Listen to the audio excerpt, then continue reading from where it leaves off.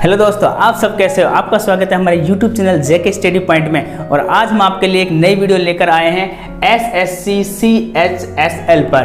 हमने last video बनाई थी SSC MTS पर, जिसका लिंक हम आपको डिस्क्रिप्शन में दे देंगे और आप इस वीडियो के बाद उसको भी जाकर देख सकते हैं। जैसा कि हमने पहले बताया था कि SSC का फुल फॉर्म होता है स्टाफ सिलेक्शन कमीशन और CHSL Combined higher secondary level exam होता है। ये एक सेंट्रल गवर्नमेंट की जॉब होती है और इसका हम आपको पूरा डिटेल बताएंगे कि what is SSC CHSL and इसकी एलिजिबिलिटी या क्वालिफिकेशन क्या होती है, कितनी एज लिमिट होती है और इसकी सैलरी कितनी होती है, इसकी पोस्ट कितनी होती है और साथ ही में आप इसका किस किस डिपार्टमेंट में आपको जॉब मिलती है। तो सो प्लीज आप इस वीडियो को कंटिन्यू देखिए और अगर आपको इससे नॉलेज मिले तो प्लीज हमारे चैनल को आप लाइक कीजिए, सब्सक्राइब कीजिए और शेयर कीजिए। अभी जैसे आपको पता चल रहा है कि कोरोना काल से सभी 12th के बच्चे पास हो गए हैं और उन सभी बच्चों को गवर्नमेंट जॉब की जरूरत होती है।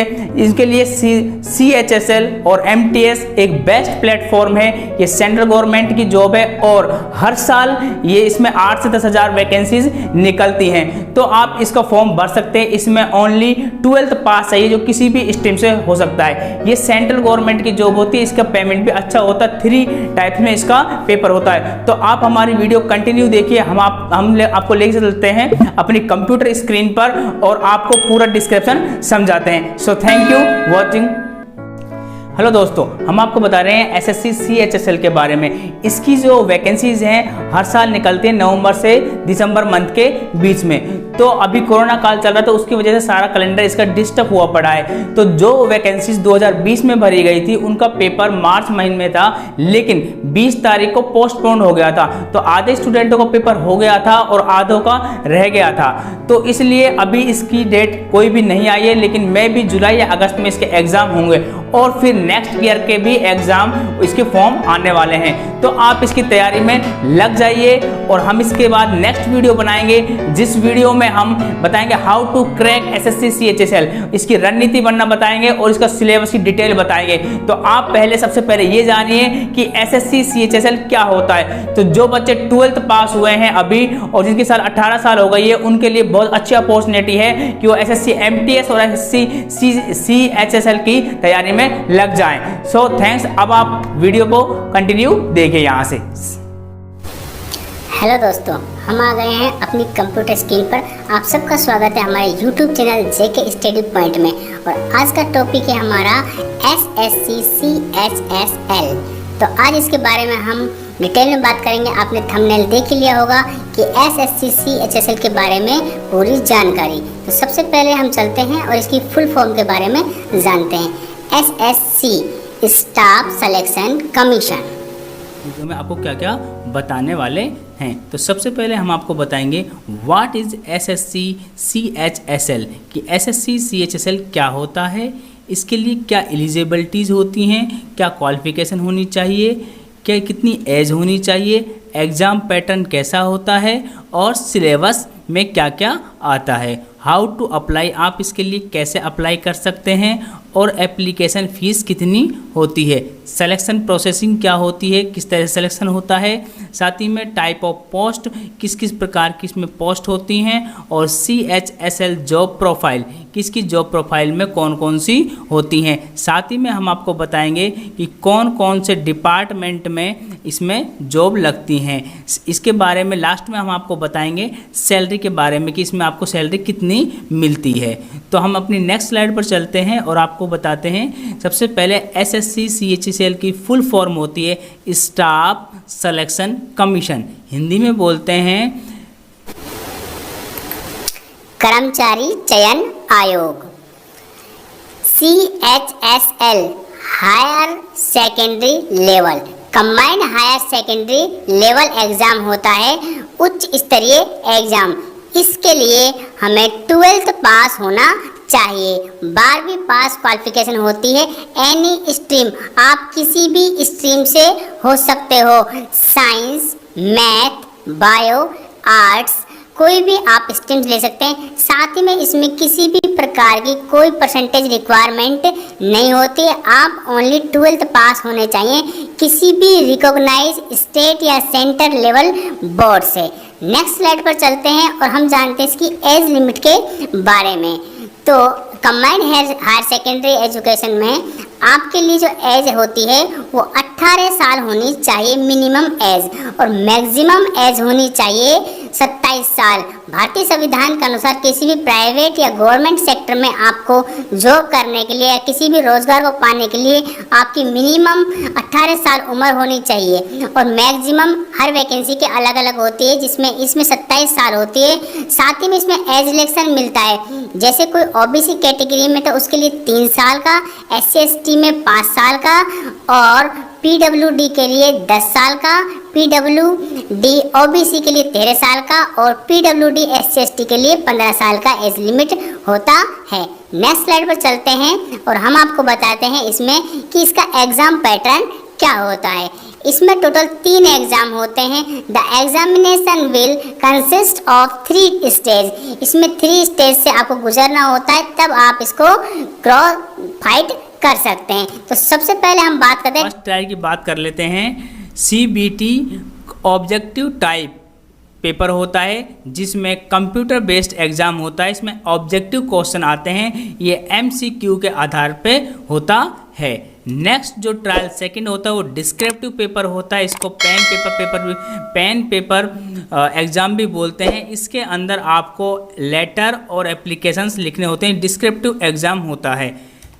नेक्स्ट होता है ट्रायल 3, जिसमें क्या होता है कि आपकी टाइपिंग टेस्ट और computer skills as a interview लिया जाता है। अब हम इसको 1 बाय 1 समझेंगे। तो सबसे पहले हम बात कर लेते हैं पेपर फर्स्ट की। तो पेपर फर्स्ट का सिलेबस क्या होता है।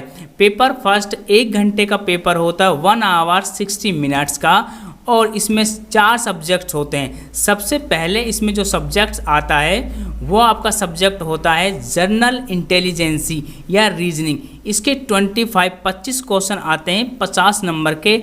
साथ ही में जो नेक्स्ट सब्जेक्ट आता है वो जनरल अवेयरेंस, मतलब कि नेशनल जीके के आते हैं। इसमें 25 क्वेश्चन आते हैं, ये भी 50 नंबर के होते हैं। नेक्स्ट आपका सब्जेक्ट होता है जनरल इंग्लिश। इसके भी 25 क्वेश्चन आते हैं 50 नंबर के। और फोर्थ में आपका आता है क्वांटिटेटिव एप्टीट्यूड मीन्स मैथ के 25 क्वेश्चन आते हैं, जो कि 50 मार्क्स के होते हैं। इसके टोटल होते हैं जो 100 क्वेश्चन आते हैं 200 मार्क्स के। तो एक क्वेश्चन के 2 नंबर होते हैं, और इसका जो क्वालिफाइंग मार्क्स होता है वो 33% होता है। आपको इस एग्ज़ाम को क्वालिफाइड करने के लिए 33 मार्क्स लाने ही होते हैं। इसके बाद में जो कट ऑफ होती है वो डिपेंड करती है आपके परफॉर्मेंस पर। इस पर क्या होता है कि जिस रीजन से आपने दिया उसमें जितनी वैकेंसी होती हैं और जितने बच्चों ने पास करा है उसका डिवाइडेशन देकर आपकी कट ऑफ निकाली जाती है। कट ऑफ हर कैटेगरी की कैटेगरी वाइज अलग अलग होती है। तो ये पेपर में आपको 100 क्वेश्चन 1 घंटे मतलब 60 मिनट के अंदर अटेम्प्ट करने होते हैं, और इसके अंदर there will be negative marks. There will be negative marking of -0.50 marks of each wrong answer। आपको एक गलत आंसर का, यदि आप इसमें कोई भी गलत आंसर कर देते हो तो नेगेटिव मार्किंग होती है। नेगेटिव मार्किंग इसकी 1/4 होती है, क्योंकि 2 नंबर का एक क्वेश्चन होता है तो उसका आधा नंबर आपका कटेगा सही में से, तो इसमें नेगेटिव मार्किंग भी होती है। और इसके क्वालिफाइंग के लिए आपको 33 मार्क्स लाने ज़रूरी होते हैं। तो इसका जो पेपर होता है वो MCQ बेस पर होता है, मल्टीपल चॉइस क्वेश्चन। इसके लिए हम एक वीडियो बनाएंगे जिसमें हम आपको ऑनलाइन पेपर कैसे होता है इसके बारे में समझाएंगे। तो आपको समझाएंगे हम मल्टी चॉइस क्वेश्चन किस तरह से करते हैं। नेक्स्ट स्लाइड पर हम चलते हैं और आपको बताते हैं इसमें सेकंड पेपर के बारे में। तो सेकंड पेपर का जो सब्जेक्ट होता है वो short essay letter in English any language include in 8 schedule of the constitution. भारतीय संविधान की सूची 8 के अनुसार जितनी भी लैंग्वेज होती हैं उसमें किसी भी भाषा में आपको ऐसे की निबंध लिखना होता है जो 200 से 250 वर्ड्स का होना चाहिए, और एक लेटर या एप्लीकेशन लिखना होता है जो 150 से 200 शब्दों का होना चाहिए।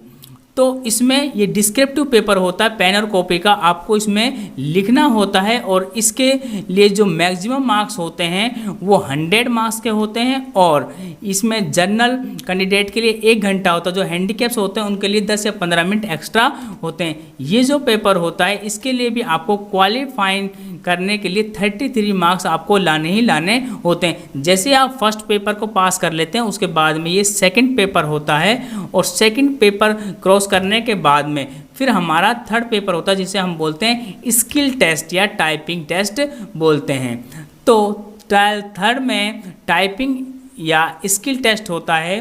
टाइपिंग टेस्ट फॉर LDC जैसे एंड PA/SA के लिए अगर इंग्लिश टाइपिंग के लिए आपको 35 वर्ड्स पर मिनट टाइपिंग स्पीड आपकी होनी चाहिए। For Hindi 30 words per minutes आपके होने चाहिए। साथ ही में आपकी skill test for DEO data entry operator the speed of 8000 की डिफरेंस पर आवर्स ऑन कंप्यूटर, तो इसके लिए आपकी कंप्यूटर की स्पीड टाइपिंग स्पीड और भी अधिक होनी चाहिए। और ये जितनी भी आपकी स्किल टेस्ट और टाइपिंग टेस्ट डिपेंड करता है आपकी जो कट ऑफ से मेरिट बनती है उसमें आपको कौन सा डिपार्टमेंट मिला है या कौन सी पोस्ट मिली है। हर पोस्ट और डिपार्टमेंट के अनुसार आपका टाइपिंग टेस्ट और स्किल टेस्ट की रिक्वायरमेंट अलग अलग होती है। ये आप जब जाएंगे देखने तो आप इसको देख सकते हैं। तो नेक्स्ट ही हम जाते हैं, तो अब इस स्लाइड में हम देखते हैं हाउ टू प्रिपरेशन कि SSC CHSL की हम तैयारी कैसे करें। इस वीडियो में हम आपको कुछ इंपॉर्टेंट टिप्स दे रहे हैं, बाकी हम नेक्स्ट एक वीडियो बनाएंगे जिसमें स्पेशल आपको बताएंगे कि SSC CHSL को आप कैसे क्रैक कर सकते हैं, इसकी कैसे रणनीति बनेगी, क्या सिलेबस होता है और क्या पढ़ना होता है, 1 साल के अंदर अंदर हम इस पेपर को कैसे फाइट करें। तो इसमें हम आपको थोड़ा सा बता देते हैं। तो सबसे पहले हम आपको बताते हैं SSC CHSL प्रिपरेशन टिप्स।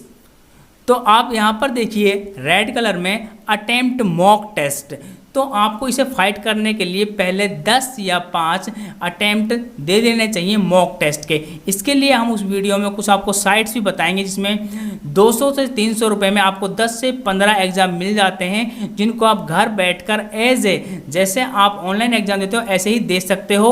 उसी पैटर्न पर क्वेश्चंस आते हैं और आपको अपना रिजल्ट भी उसी टाइम मिल जाता है, जिससे आपको अपनी तैयारी का पता लग जाता है कि आपका लेवल क्या है।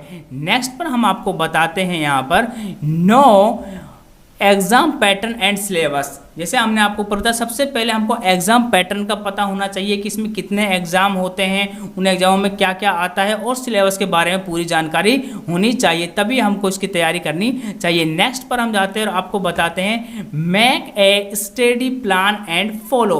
सबसे पहले आपको एक स्टडी प्लान बनाना चाहिए, अपना टाइम टेबल बनाना चाहिए और उसको फॉलो करना चाहिए। कब से आप तैयारी कर रहे हो, क्या क्या तैयारी करनी है, कब इसका आप फॉर्म भरोगे, कब पेपर होगा और किस तरह से आपको परफॉर्मेंस करना, पूरा एक बायोडाटा आपको बना के रखना पड़ेगा और उसके अकॉर्डिंग आपको वो फॉलो करके तैयारी करनी होगी। नेक्स्ट पर हम जाते हैं और आपको बताते हैं कि ब्रूश अप योर स्किल्स। आपको अपनी स्किल्स डेवलपमेंट करनी पड़ेगी। इसमें राइटिंग स्किल्स भी होती है सेकंड पेपर में, उसके लिए भी इसमें टाइपिंग भी चाहिए, कंप्यूटर नॉलेज भी आपको बढ़ानी चाहिए। साथ ही में आपको मैथ, रीजनिंग, आर्ट्स सभी सब्जेक्टों को इंग्लिश में सब पर अच्छी कमांड रखनी होती है। नेक्स्ट पर हम चलते हैं और आपको बताते हैं कि सॉल्व प्रीवियस एग्जाम। एसएससी के अंदर ज़्यादातर क्वेश्चंस रिपीट होते हैं, उनका मेथड एक होता है। जैसे आपने देखा होगा कि इसका एक पेपर के अंदर 2 या 3 टर्म में पेपर होता है, तो एक महीने में 10 या 15 दिन तक इसका पेपर चलता रहता है, तो क्वेश्चंस बहुत सारे आते हैं। तो हमको सारे पेपर्स प्रीवियस पेपर एक बार कर देने चाहिए। जैसे अभी 2021 चल रहा है तो आपको 19 और 20 के क्वेश्चन कर लेने चाहिए, जिससे कि आपको बहुत ज़्यादा हिंट मिलती है।